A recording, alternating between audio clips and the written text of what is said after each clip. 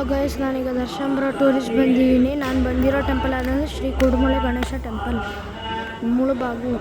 ಇದನ್ನು ನೋಡಿ, ಶ್ರೀ ಕೂಡುಮಲೆ ಗಣೇಶ ಟೆಂಪಲ್. ಇವರೇ ನೋಡಿ, ಶ್ರೀ ಕೂಡುಮಲೆ ಗಣೇಶ.